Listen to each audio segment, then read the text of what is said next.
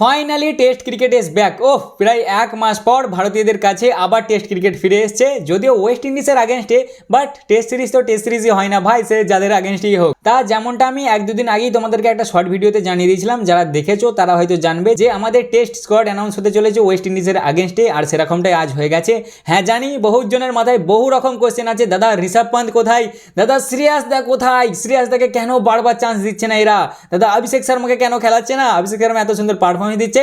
সব কোশ্চেনের উত্তর আজকে আমি তোমাদেরকে দিয়ে দেবো, ঠিক আছে? ভিডিওটা শেষ পর্যন্ত ধৈর্য ধরে দেখো, সব খবর পেয়ে যাবে। আজ সেই নিয়ে মূলত আলোচনা করব যে কারা কারা বাদ পড়লো, কাদেরকে নেওয়া উচিত ছিল, কেমন টেস্ট সিরিজ হবে, কবে হবে, কখন শুরু হবে, সেই সব নিয়ে ডিটেলস আলোচনা করব। তাহলে চলো আর বেশি না বকে ভাট, আজকের ভিডিওটা শুরু করা যায়। সবের প্রথমেই আসে ভাই ম্যাচ নিয়ে, দুটো ম্যাচের সিরিজ এটা ওয়েস্ট ইন্ডিজের আগেনস্টে, কারণ তারপরই আমাদের অস্ট্রেলিয়া ট্যুর আছে ভাই, যেখানে বিরাট কোহলি, রোহিত শর্মা খেলবে। ও ওনাদেরকে যে কবে দেখতে পাবো রে ভাই। যাই হোক, এখানেই ফিরে আসি। 2 তারিখ থেকে শুরু হচ্ছে, 2 অক্টোবর থেকে 4 অক্টোবর একটা চলবে, আর একটা 10 অক্টোবর থেকে 14 অক্টোবর চলবে। 9:30 থেকে ম্যাচ শুরু হয়ে যাবে। প্রথম টেস্ট হবে নরেন্দ্র মোদী স্টেডিয়ামে এবং দ্বিতীয় টেস্ট হবে দিল্লির অরুণ জেটলি স্টেডিয়ামে। ম্যাচ যতটা সম্ভব তোমরা জিও হটস্টারই দেখতে পেয়ে যাবে। যাই হোক, এবার আসি মূল বিষয়, স্কোয়াডের দিকে। 15 জনের স্কোয়াড ভারত আজকে অ্যানাউন্স করেছে, যেখানে ব্যাটার নিয়ে যাচ্ছে 5 জন, অলরাউন্ডার থাকছে 4টে, বোলার থাকছে 4টে, আর উইকেট কিপার ব্যাটার থাকছে 2টো। ব্যাটার 5টার কথা বলতে থাকছে আমাদের শুভমান দা, ক্যাপ্টেন ভাই, ইনি তো অবভিয়াসলি থাকবেই, এখানে কোনো ডাউটই নাই। 2 নম্বর হলো আমার জামাইদা, এই ব্যাপারেও কোনো ডাউট নেই। 3 নম্বর হলো জয়সওয়াল দা, এখানেও কোনো ডাউট নেই। 4 নম্বর হলো সাই সুদর্শন এবং 5 নম্বর হলো দেবদত্ত পাটিকাল। হ্যাঁ ভাই, পাটিকাল টিমে জায়গা পেয়েছে। এই কদিন আগেই মনে হয়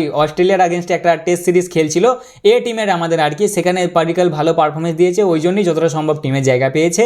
এবার যদি যাই উইকেট কিপার ব্যাটারের দিকে, তাহলে ভাই ধ্রুব জুরেল আছে আর নারায়ণা জগদীশানা আছে। তার সাথে 4টে থাকছে অলরাউন্ডার, যেমন 1 নম্বর থাকছে নীতিশ কুমার রেড্ডি, 2 নম্বর ওয়াশিংটন সুন্দর, 3 নম্বর হলো অক্ষর প্যাটেল আমাদের বাপু ভাই জায়গা পেয়েছে টিমে, আর 4 নম্বর হলো আমাদের Lord the sir Rabindra Jadeja, vice captain এবারে ভাই, কারণ ঋষভ দা যেহেতু টিমে নাই, ওই জন্য ভাইস ক্যাপ্টেন হচ্ছে আমাদের জাডেজা দা। আর 4 জন বোলার হলো মোহাম্মদ এবং কৃষ্ণা, জসপ্রীত বুমরা এবং কুলদীপ যাদব। এই 4টে বোলার, টোটাল 15 জনের স্কোয়াড নিয়ে যাচ্ছে ভারত খেলতে মানে আর কি আমাদের ভারতেই খেলাটা হবে, ওরাই আসবে আমাদের এখানে খেলতে। এই 15 জনের স্কোয়াডে 3 জন নতুন জায়গা পেয়েছে, যেমন 1 নম্বর হলো দেবদত্ত পাটিকাল, 2 নম্বর হলো নারায়ণা জগদীশানা এবং 3 নম্বর হলো বাপু অক্ষর প্যাটেল। এবার যদি আমাদের এই স্কোয়াডটাই ইংল্যান্ডের আগেনস্টের স্কোয়াডের সাথে মিলাই, তাহলে 6 জন টিম থেকে বেরিয়ে গেছে, মানে টিমে আর কি জায়গা পায়নি। যেখানে 1 নম্বর হলো করুণ নায়ার, 2 নম্বর হলো ঋষভ পান্ত, 3 নম্বর হলো শার্দুল ঠাকুর, 4 নম্বর হলো অভিমন্যু ঈশ্বরন, 5 নম্বর হলো আকাশদীপ এবং 6 নম্বর হলো অর্শদীপ সিং।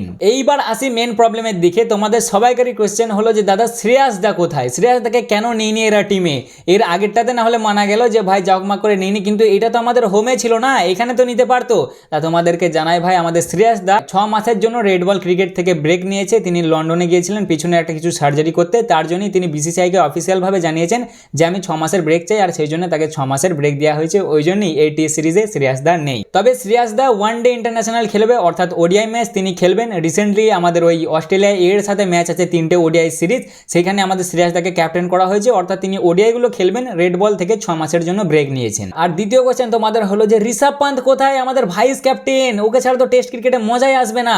এত সুন্দর খেললো ছেলেটা, আর তোমরা ওকেই বার করে দিলে। হ্যাঁ, ওই জন্যই বলি তোমাদেরকে যে আমার চ্যানেলটা তোমরা সাবস্ক্রাইব করে রাখো, বুঝলে তো?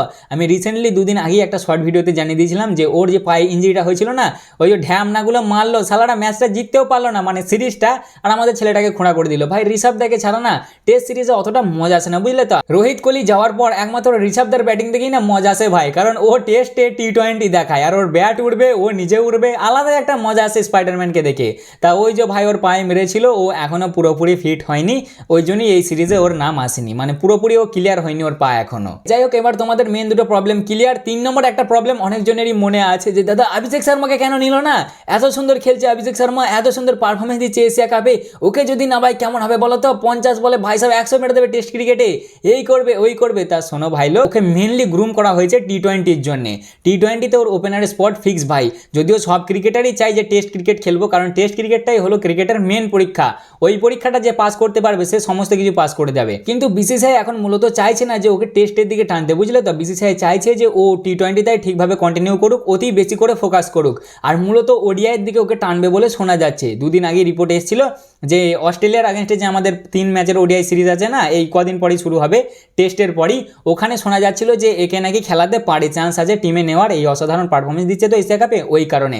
ভাই সাহেব আমি ভাবছি তো তাহলে অস্ট্রেলিয়া বলারা তো খেলবে না, ওরা তো ছুঁট মেরে দেবে গো, কারণ একই আমাদের একটা ওখানে শর্মা খ্যাপা আছে আগাগোড়ায়, ও যদি 10 ওভার দাঁড়িয়ে দেয় ও একাই ম্যাচ একতরফা করে দেয়।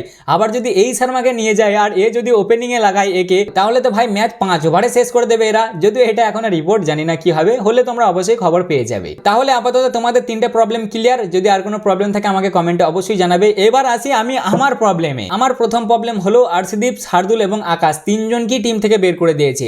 চলো আকাশের না হলে মানা যায় ভাই, শার্দুলেরটাও মানা যায়, শার্দুল অত খাস পারফরমেন্স দিতে পারেনি, ওকে যদিও সেরকম চান্স দেওয়াও হয়নি। আকাশের না হলে ওর উপর দিয়ে ভাই একটু চাপ গেছে, অনেক বল টল করেছে। কিন্তু আর্শদীপের কি হয়েছে ভাই, হ্যাঁ আমি জানি যে আমাদের ভারতে মেনলি স্পিন ফ্রেন্ডলি পিচ হয়, বেশি স্প্রিনটাই বেশি প্রেফার করে, কারণ নিউজিল্যান্ডের আগেনস্টে ওটাই দেখেছিল ভাই সাহেবরা ধোয়া তুলসী পাতা করে মেরেছিল রে ভাই, আমাদেরকে 3-0 পিটি দিয়ে গিয়েছিল। তা যাই হোক ভাই, আর্শদীপকে তোমরা চান্স দিতে পারতে, তবুও মানা যায় যে চলো ফাস্ট বোলারের পিচ নয়, স্পিন ফ্রেন্ডলি পিচ হয় মূলত, ওই জন্য 3টে ফাস্ট বোলার কি বাদ দিয়ে দিয়েছে, শুধু মোহাম্মদ কৃষ্ণা আর বুমরা তিনজনকে নিয়ে গেছে। এটা না হলে মেনে নেওয়া যায়। কিন্তু ভাই অভিমন্যু ইশ্বরান এই ছেলেটা কি করেছে ইয়ার, মানে কি কেন যে জায়গা দিচ্ছে না আমি টিমে কিছুতেই বুঝতে পারছি না। এ সেই মনে হয় 2022 না 23 টিমের জন্য ডেবিউ করেছে, এখনো একটা ম্যাচ খেলেনি ভাই। বর্ডার গাভাস্কার ট্রফিতে নিয়ে গেল, ওখানে পুরো বসিয়ে রেখে দিল। এই ইংল্যান্ডের আগেনস্টে খেলতে নিয়ে গেল, ওখানেও পুরো ম্যাচ বসিয়ে দিল। ছেলেটাকে কোনো কিছু খেলতে দিল না, কিছু না, উল্টে এইবারে ড্রপ করে দিল না। ও বোঝো ঠেলা, আরে ও যথেষ্ট ভালো প্লেয়ার ভাই, ফার্স্ট ক্লাসে না ওর যথেষ্ট রেকর্ড আছে। ফার্স্ট ক্লাসে টোটাল 167টা ইনিং খেলেছে, রান বানিয়েছে 7404 রান এবং অ্যাভারেজ আছে 49। বলো এই ছেলেটাকে কোনো ম্যাচই পাচ্ছে না, নাকি দলে জায়গা পাচ্ছে না, এর সাথে খারাপ হচ্ছে ভাই।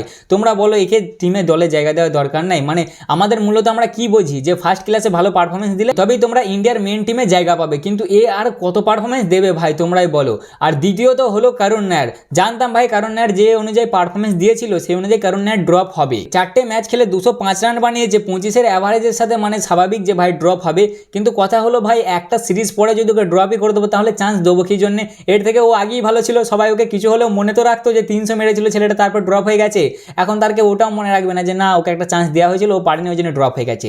যদি চান্স দিচ্ছ তাহলে আর একটা চান্স ওকে দিতে পারতে, কিন্তু আগে থেকেই ধরে ফেলেছিল ভাই যে কারণ এটাই লাস্ট ম্যাচ, ও আর চান্স পাবে না, যা পাওয়ার পেয়ে গেছে। যাই হোক ভাই, যা হওয়ার হয়ে গেছে, সেগুলো নিয়ে তো আর বুকে লাভ নাই। এবার যদি আসি প্লেইং 11-এর দিকে, যে আমাদের প্লেইং 11 একটা কেমন হতে পারে, মোটামুটি আমি তোমাদেরকে একটা আন্দাজ দিচ্ছি।